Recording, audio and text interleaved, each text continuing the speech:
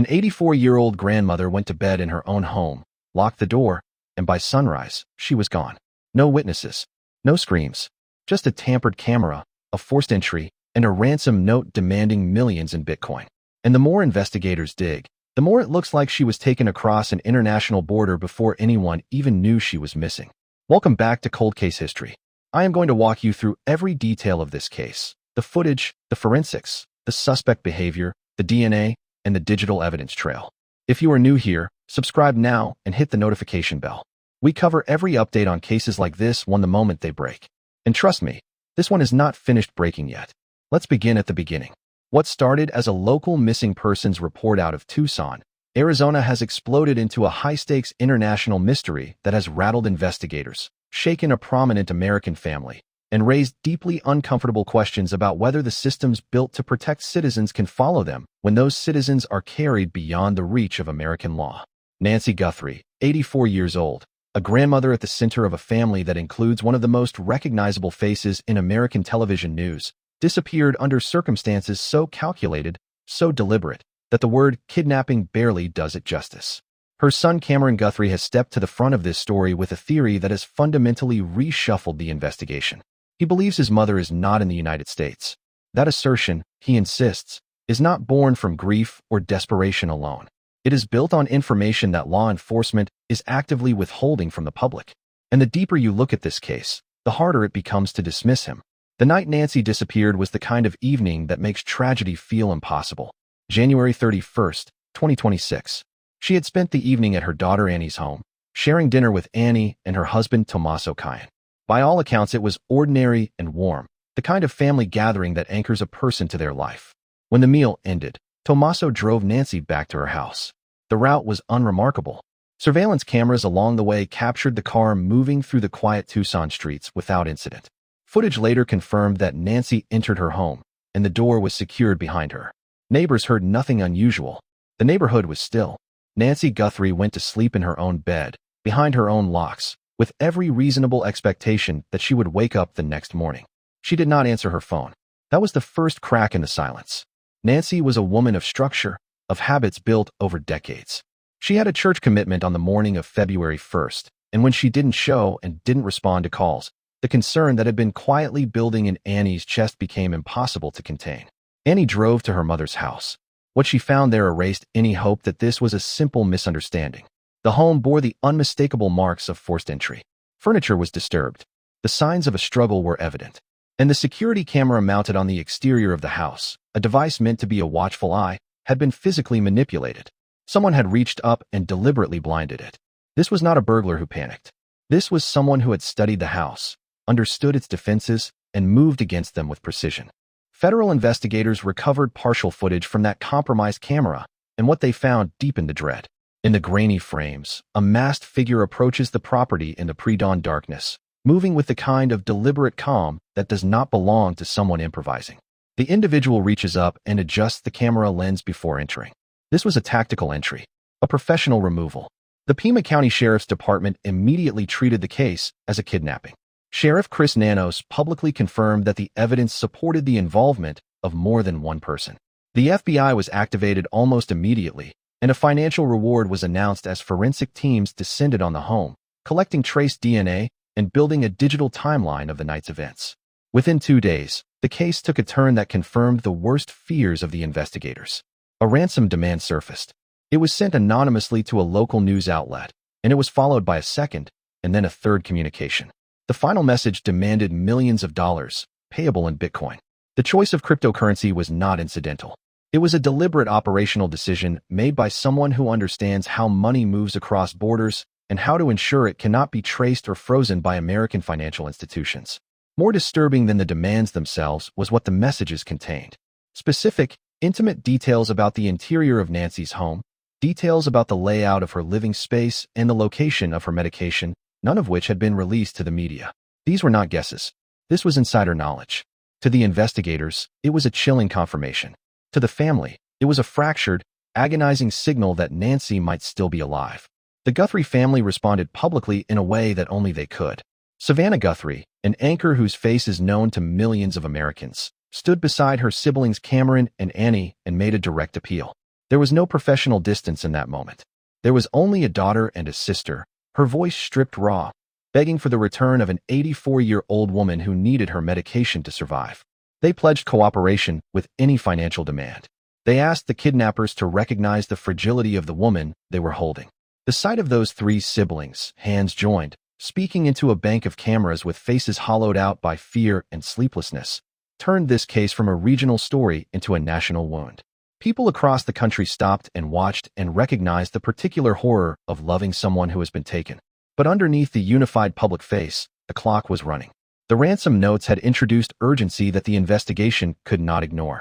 And as the days accumulated, a geographic reality began to press itself into the conversation. Tucson sits less than 70 miles from the Mexican border.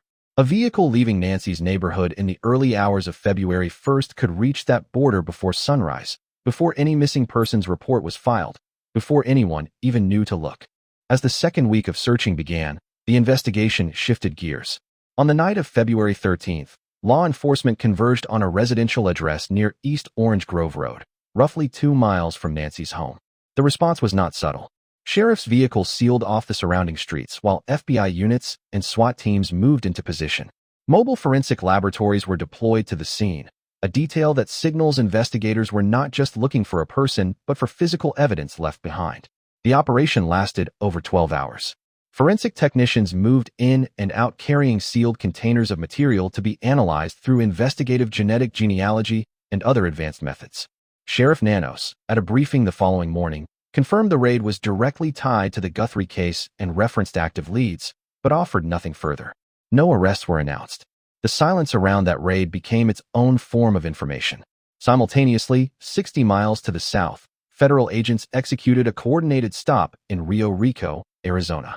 On February 10th, Carlos Palazuelos, a local delivery driver, was pulled over and detained for questioning while a separate team simultaneously searched his family home.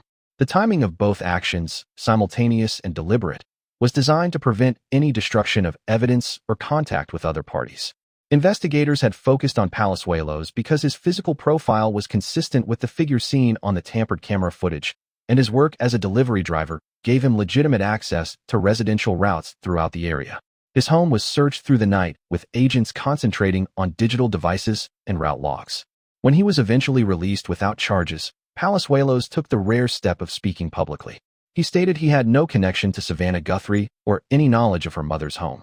He described himself as an ordinary man with a family, trapped in the radius of a desperate search. His release left a question hanging in the air that no one could answer cleanly. If he was not the masked figure, then whoever was in that footage had remained completely invisible. If you're still here, subscribe, because cases like this only work when people stay and tell us where you're watching from. I love seeing my global family represent. Drop your country or city in the comments.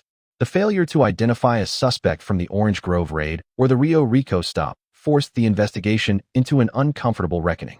Cameron Guthrie had been building toward this moment publicly. Standing before reporters, he laid out a case that was difficult to argue with on its basic logic. The abduction had been surgical. No local sightings. No vehicle identified. No digital trail surfacing within Arizona. And a 2-hour window of darkness between the moment Nancy was taken and the moment anyone knew to look for her. A coordinated extraction team with knowledge of the property and a pre-planned route could have moved an 84-year-old woman across the international border before the first light touched the desert. Cameron argued that the sophistication of the ransom demands, the encrypted communications, the Bitcoin payment structure, all pointed to an organization with transborder reach. He stated publicly that the family had received information that placed his mother outside the United States, and he called on the authorities to redirect their resources southward. The implications of that call were enormous. An investigation that crosses into Mexico does not simply continue. It enters a separate legal architecture. The FBI cannot operate on Mexican soil without the formal consent and coordination of Mexican federal authorities. Every move requires diplomatic communication, bilateral agreements, and the goodwill of agencies operating under entirely different chains of command. Cameron Guthrie was not just asking investigators to look in a different direction. He was asking two governments to work together at a pace that matched the urgency of an elderly woman without her medication.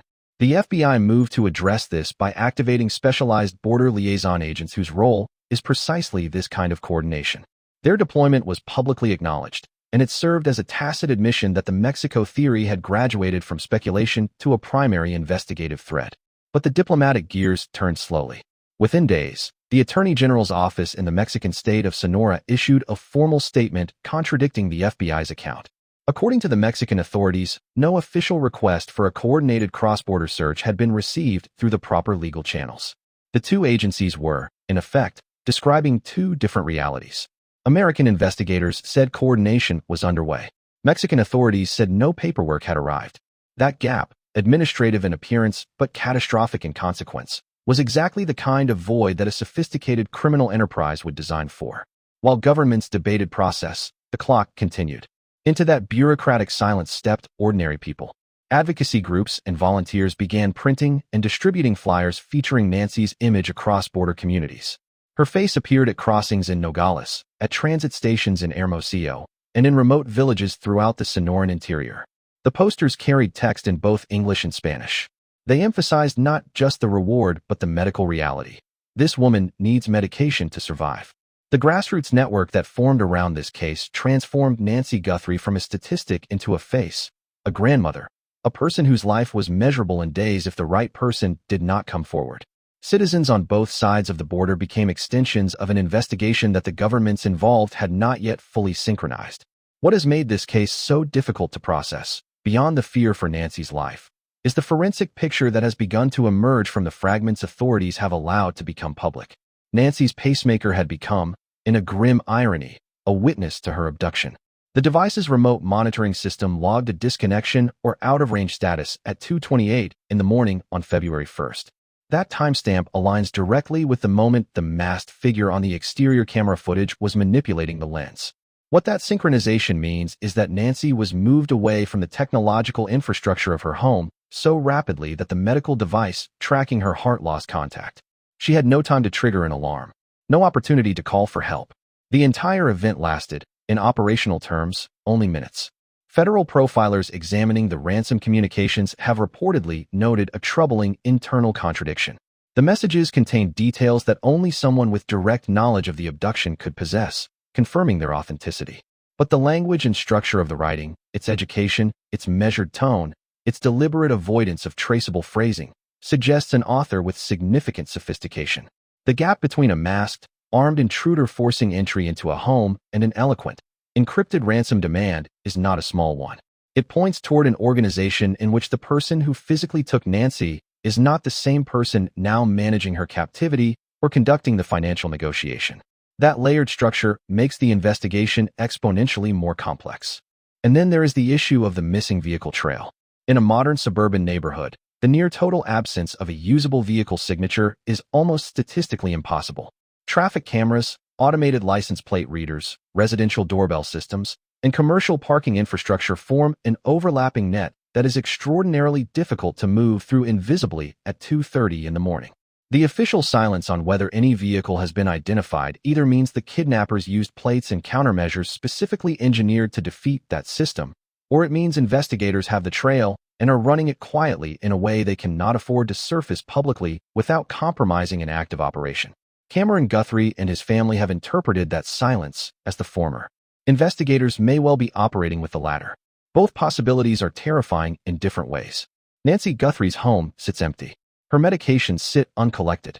Somewhere between the life she lived in Tucson and the questions no one has yet answered, an 84-year-old woman is waiting. The investigation is now a test not just of law enforcement capability, but of two nations' willingness to move faster than the people who took her. The flyers are still going up. The volunteers are still searching. And the family is still waiting for a proof of life that meets the FBI standards, a signal that has not yet arrived. What began in the desert calm of a January night has become something far larger, a case that exposes how quickly geography, technology, and organized crime can outpace the systems we trust to bring people home. Whether this story ends in a reunion or a silence that stretches into history depends entirely on what is being decided right now, in rooms and languages and legal frameworks that the public cannot see. The final truth of what happened to Nancy Guthrie is still being written, and not all of it is being written in the light. If this case has you on the edge of your seat, you are exactly where you need to be, because we are not done. Hit subscribe right now and turn on your notifications. Every time there is a break in this case, a new piece of evidence, a development in the search, an update on the ransom trail, you will know about it the moment we do. This is Cold Case History. We do not walk away from a case until there is an answer. Share this video with someone who needs to know about Nancy Guthrie. The more eyes on this, the more pressure on the people who can bring her home. Leave your thoughts, your theories, and your location in the comments below. We read everything, and we will see you in the next one.